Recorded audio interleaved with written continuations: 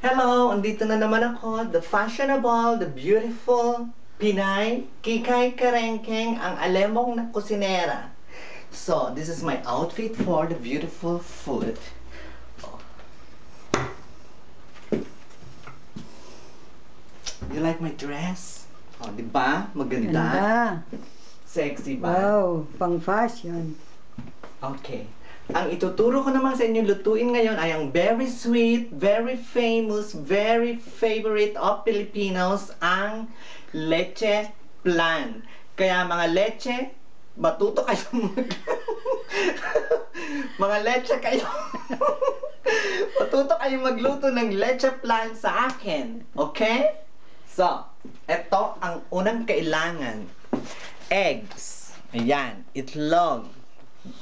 Normally, lulutuin natin 10, pero walang kiber. Gagawin natin, lutuin natin siya lahat. Okay? Kaya lulutuin natin 2, 4, 6, 8, 10. Oh, 10 nga. Okay? At ang ating bowl to mix. Yan ang mga kailangan. Ang condensed milk.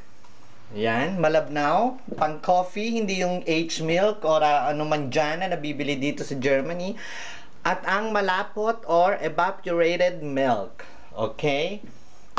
At syempre, hindi mawawala ang ating mga lalagyan ng leche flan. Molder. Kita ba? Or, Molder. ang tawag nito sa Pilipinas, in Spanish also is lianera. Okay? Leonera. So, yes.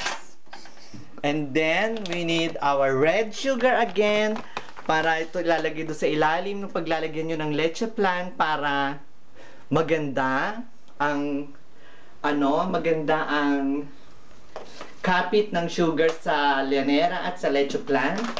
At gagamit tayo dyan ng ating steamer. Ayan ang ginagamit kong steamer. Itong steamer na to very useful. I use for siopaw, for siomai, kung ano-ano pa. Diyan natin lulutuin ang ating leche flan. At syempre, nagpakulo na ako rito ng water para sa ating